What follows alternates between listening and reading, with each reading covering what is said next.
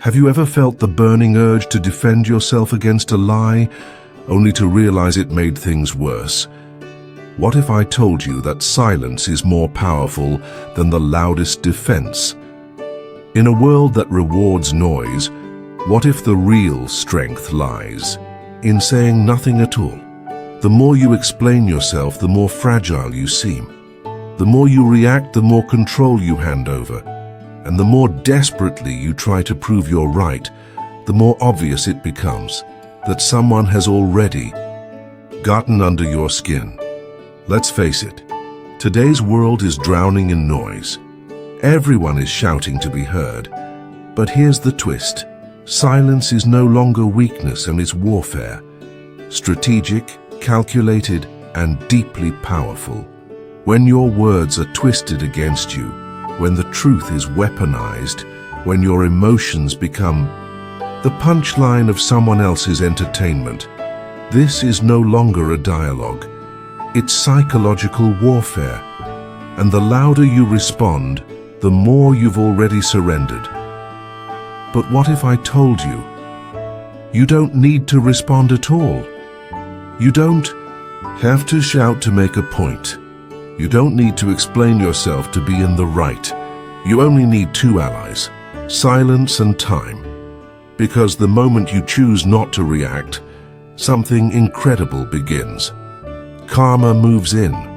You fall silent, but the universe doesn't. It speaks in your favor. Because truth has weight. It has gravity. And it always finds its way back home. In this video, I'll reveal 7 powerful situations where the wisest move a man can make is to remain absolutely silent.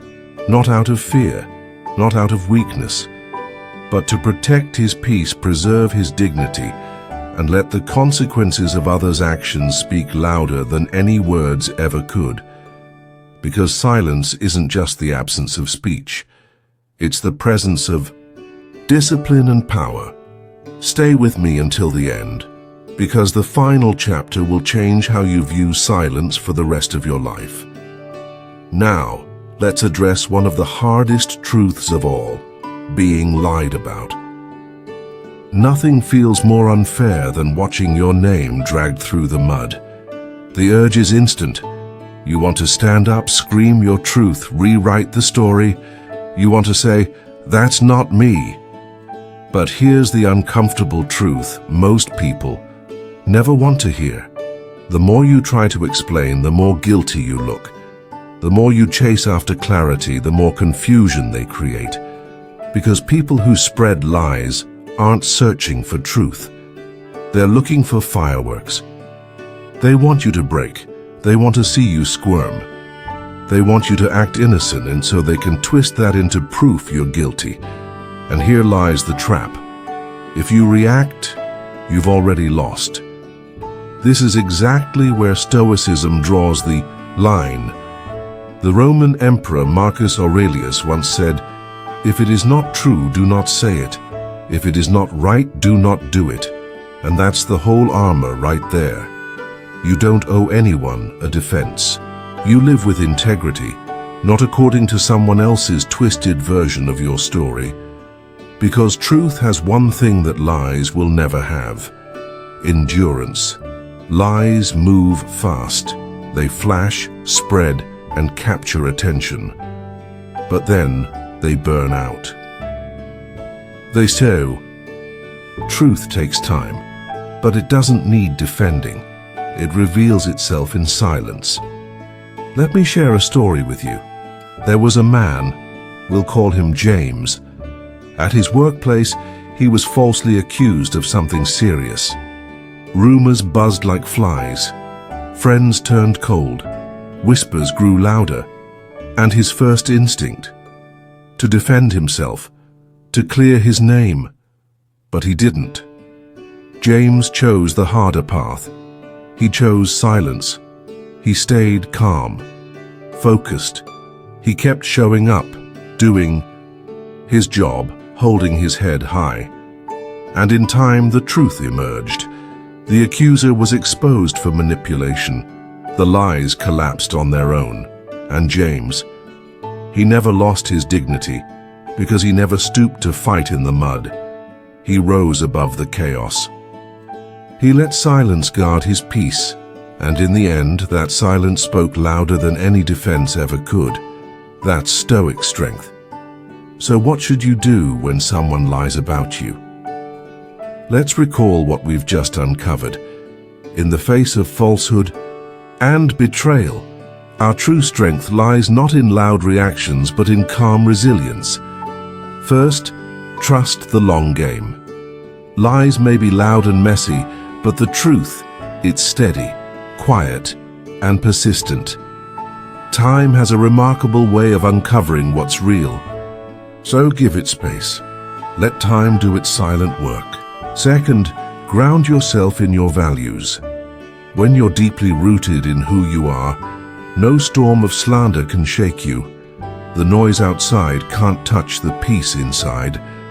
Ask yourself, if you truly know your worth, why let a lie define your day? Third, let karma do the talking. Those who make a habit of lying often find themselves caught in a web of their own making. Eventually, they trap themselves in their deceit. Let their actions be their undoing. Remember this, silence is not weakness. It is not defeat. It is dignity. It is choosing to rise above the chaos, above the drama, above the lie. Let them talk, let them twist, let them spin. You stay still. The truth always has a way of returning, like a tide that never forgets the shore. Now betrayal, that's a different sting altogether. It's not just about being lied to, it's about being lied to by someone you once trusted, a friend, a partner, a family member. When it hits, it feels like your chest caves in, like the ground beneath your feet shifts. Your first instinct? To confront, to scream. How could you? To demand answers, to beg for remorse. But here's the bitter reality. People who betray you have already found a way to justify it. In their minds, they've made peace with what they did. Or worse, they know exactly what they did and they simply don't care. And the more you seek closure, the more you're just reopening the wound. Because betrayal isn't just about the act, it's about energy. About pulling you into a storm of reaction. Your rage, your confusion, your heartbreak. Why? Because that reaction makes them feel powerful. It makes them feel they mattered. But what happens when you give them nothing? No outburst, no revenge, no explanation, just silence. That's when it hits them. They didn't just lose access to your voice. They lost access to your soul. Seneca once wrote, "A gem cannot be polished without friction, nor a man perfected without trials." Betrayal is friction. It hurts, but it also clarifies. It draws a line between who's real and who's only convenient. And it forces you to face a painful truth. Not everyone you love is meant to stay. Let me tell you a story. There was a woman, let's call her Sarah. She had a best friend of more than 10 years. They shared dreams, doubts, late-night calls, victories, everything. Until one day, Sarah discovered that this friend had betrayed her, leaked her secrets, undermined her success. Why? Jealousy, insecurity, ego. At first, Sarah wanted a fight. She wanted to let it all out, make her friend feel the same pain. But in the end, Sarah chose silence. No revenge, no drama, just absence. And do you know what happened? The friend waited. She braced for the blow-up, but it never came. All she got was silence. And that silence, it stayed. It echoed louder than any confrontation ever could. So when betrayal comes knocking, and it will, remember this. First, accept who they are now, not who you hoped they were. That version is gone. Second, don't waste your breath explaining your worth to someone who treated it like it could be erased with a pencil. And third, walk away, quietly, because silence invites reflection, and reflection is what betrayers fear the most. In the end, you are not the one who lost. They are. They lost someone rare, someone loyal, someone real. Let them live with that, not through punishment, but through your absence and your peace on the E. Previous page, we learned how to face betrayal and deceit with silence and calm. Now let's continue our journey of mastering emotions by tackling another challenge: insults. Insults are cheap. That's why the weak resort to them. When someone mocks you through sarcasm, passive aggression, or a direct verbal jab, their goal isn't to speak the truth. They want to provoke you. They want to see you react. Because your reaction is how they feel validated, how they gain control. And the moment you respond, as whether with a frown, a sharp retort, or a simple shake of your head, you've handed them exactly what they wanted: power. So, control. Yet many people mistakenly believe that if they respond cleverly, with a sharp comeback, they will win. But no. No matter how smart your response is, once you react, you've entered their game. And you've lost. Here's what most don't. Realize you don't need to win the argument. You just need not to enter it. Marcus Aurelius once said, "The best revenge is to be unlike your enemy." Read that again. And let it sink in. When someone insults you, they're inviting you to come down to their level, hoping you'll abandon your dignity and join them in the mud. But a Stoic does not live in the mud. A Stoic does not flinch, does not fire back. He simply stands still, observing, calm, silent, unbothered. Let me tell you a story. There was a man named David. He had just earned a well-deserved promotion at a company event. During the celebration, a jealous co-worker took a jab at him in front of everyone. Wow, I guess they're giving promotions to just anyone now. The room fell silent. All eyes turned to David, waiting for his reaction. But David didn't argue. He didn't defend himself. He looked the man in the eyes, smiled softly, and said nothing. No words, no anger. And in that moment, David didn't just win the room. He won the war. Because silence strips power, and nothing frustrates an insulter more than being ignored. So how should you handle insults? First, recognize what they're fishing for. They don't want the truth. They want to disrupt your peace. Don't let them. Second, let your stillness speak. When your face doesn't change, when your voice stays calm, it sends a message louder than words. You don't control me. Third, hold your frame. Confidence doesn't argue. Self-respect doesn't explain. When you refuse to lower yourself, they rise to nothing. Simply put, they have no ground to stand on. At the end of the day, you don't need to match their noise. You need to master your silence. Because real strength doesn't shout. It doesn't have to.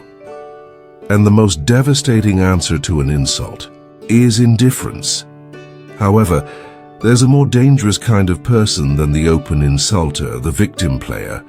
They don't want to resolve problems. They don't seek the truth. They want to control the narrative, and their most effective tool? Playing the victim. They rewrite the story, erase their role, shed tears at the right moments, and suddenly you become the villain.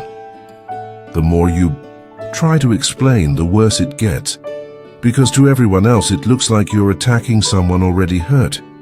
They've flipped the script. Now you're the aggressor, and they're the poor, misunderstood soul. This isn't conflict. This is a performance, and you've just been cast as the enemy.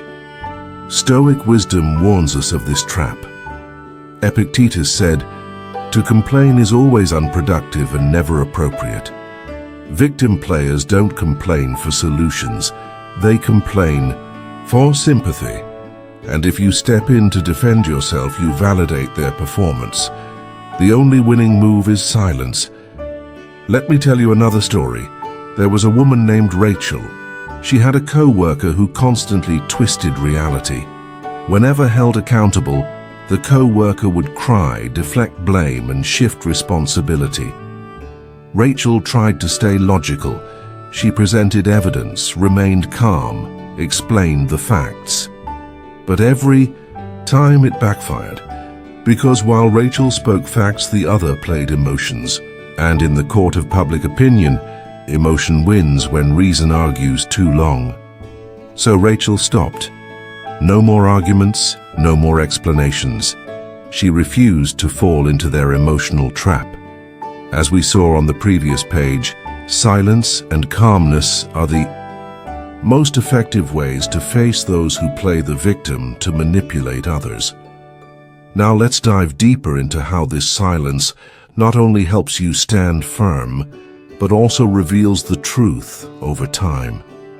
No more arguing, no more defending yourself, just steady, grounded presence. The kind of silence that a true Stoic embodies, firm, unshakable. Over time, the truth begins to emerge. People start noticing a pattern. This person always has a new sob story, a new enemy, and a fresh sense of injustice. And just like that, the act falls apart. So, how do you handle a manipulative victim? First, never try to defend or justify yourself. They aren't listening, they're performing. And the audience loves the drama, don't feed it. Second, stay emotionally detached. Watch quietly. Don't get pulled into the chaos they create. Let them drown in their own storm. Third, trust karma and the power of repetition. People might believe them once or twice, but eventually patterns show, masks slip. At the end of the day, you owe no one clarity, especially those who profit from confusion. Let them play their role, let them gather their audience, let them run their script. Because sooner or later the show ends. And silence. That's how you close the curtain. The greatest insult isn't what they say to you, but their indifference, the fact that they no longer notice you. You show up, you give your time, your care, your calls and messages, your presence, and all you get back is silence, coldness, disinterest. No explosions, no dramatic betrayals, just the slow erosion of your value in their eyes. Here's the bitter truth. The more you try to prove your worth, the less they see it. People don't value what's always there. They only treasure what they fear losing. When you're constantly present, always reaching out, you don't become indispensable. You become background noise. This is where Stoicism gives you your power back. Seneca once said, "Time discovers truth." Sometimes the truth they need to discover is your absence. Let me tell you a story. There was a man, let's call him Jake. He was consistent. The friend who checked in, the colleague who remembered your birthday, the partner who never forgot to ask how your day was. But slowly Jake noticed something. No one asked about his day. No one reached out unless he did first. If he stopped calling, days would turn into weeks of silence. That's when he realized he wasn't valued. He was just convenient. So he made a crucial decision. No arguments, no speeches, he simply stopped. And what happened? Those who truly cared reached out. The ones who didn't, they disappeared. That was Jake's answer. So what do you do when your worth is ignored? First, stop chasing. If they can't see your value while you're there, let them feel it when you're gone. Second, say nothing. Silence forces awareness. When your presence disappears, your value becomes undeniable. Third, watch who makes the effort. The people who truly matter won't need reminders. They'll notice the change and come toward you, not away. At the end of the day, you don't prove your worth by trying hard. You prove it by stepping back. Those who deserve your energy will feel the silence. Those who don't were never meant to have it. Let your absence speak. Let it echo in the space they once took for granted, and never beg to be seen by those who have closed their eyes. Because some people don't want peace. They want a reaction. They poke, they prod, they say things that sting, not because they're brave, but because it's the only way they feel powerful. Building on what we just discussed, remember this. The moment you react, they gain control. The moment you flinch, they win. The moment you argue, they feed on it. The moment your emotions rise, they know they've caught you. Here's a truth many overlook. The goal is not conflict itself, it's control. They want to break your mental frame to make you act on their terms, driven by their emotions. If they manage to trigger you, they become puppeteers, pulling strings behind a false smile. But this is exactly where Stoicism acts as your shield. Marcus Aurelius once said, "You have power over your mind, not outside events. Realize this, and you will find strength." That is the core of self-mastery. You cannot stop others from provoking you, but you can deny them the one thing they crave most, your reaction. Let me tell you a story. There was a man named Adam. He worked with a colleague who thrived on chaos. Every meeting, every interaction was filled with a jab, a sarcastic comment, or a passive insult, always vague enough to avoid repercussions. At first, Adam tried to defend himself. He argued, explained, justified, and each time he left the room feeling more drained than before. Until one day he changed his approach. The next time the colleague tried to provoke him, Adam just looked at him, gave a faint smile, a calm nod, and said nothing.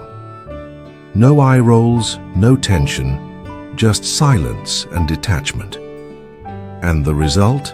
The colleague flinched. When you're used to playing with fire, you don't know how to react when the match doesn't light. Eventually, the colleague gave up. Without fuel, even the most toxic flame dies out. So, how do you handle provocation? First, recognize the pattern. Repetition reveals motive. If someone constantly stirs conflict, it's not personal, it's strategic. Second, hold your frame. Don't let emotional bait pull you off balance. You control your breath, your tone, your presence. Third, let your calm be your power. The more unshakable you become, the more powerless they feel in the end.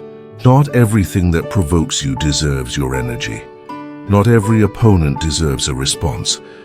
The strongest person in the room isn't the loudest. Regret is loud, but silence is louder. There comes a moment after they take you for granted. After they ignore your value, after assuming you'll always be there. When they realize you're gone. Suddenly the silence they once ignored becomes deafening.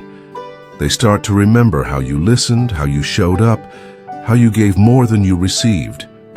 He is the one everyone tries to. And it hits them hard. They didn't just lose a person. They lost a presence, a light, a constant. But by then it's too late.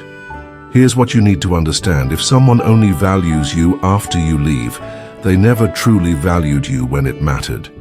The worst thing you can do is go back just because they finally noticed. Epictetus said, "No man is free who is not master of himself." Self-mastery means this. You don't return to places that broke you. You don't lower your standards to ease their guilt. You don't explain your silence. You let it speak for you. Let me tell you another story. There was a woman named Olivia. She gave everything to her relationship: time, love, energy. Her partner grew comfortable, took her for granted, assumed her presence was permanent. Until one day she left. No arguments, no emotional scenes, just a quiet departure. At first, he brushed it off. But as weeks turned into months, with unanswered calls and an echo of absence he hadn't realized he needed, he begged, apologized, promised to change. But Olivia had already healed in silence, and that silence became her freedom. So, what do you do when someone regrets losing you? First, don't give them an easy way back. If your value was invisible before, let your absence remain visible. Second, resist the urge to explain. Let them feel the weight of their actions without cushioning it with closure. Third, stand firm in your silence, not out of spite, but out of respect for yourself. At the end of the day, they had access to you and wasted it. Now let them sit with that truth alone. Your silence is not punishment. It is wisdom. It says you don't get to walk in and out of my life and expect the door to stay open. Let them regret. Let them remember, but don't let them return. You don't owe them a second chance. You owe yourself peace. You don't need to yell to be heard. You don't need to fight to win.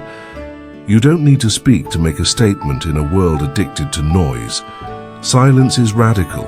It's not weakness, it's not surrender. It's the language of those who no longer need validation. Because when you fall silent, you take back your power. You step out of the trap. You let time, truth, and karma finish the sentence you chose not to write. A Stoic does not chase approval. He does not beg for closure. He does not collapse under noise. He simply steps back and lets the universe do what it does best: restore balance. So next time someone lies, betrays, insults, provokes, or regrets, don't respond. Don't explain. Don't perform. Just watch and wait. Because karma doesn't need your help. It just needs your silence. If this message touched something deep inside you, if you found truth between these lines, don't just scroll away. Subscribe to Life Through Stoicism, where strength is quiet, wisdom is sharp, and every word is made to last. And if you know someone who needs this message, send it, share it, or let your silence echo it forward.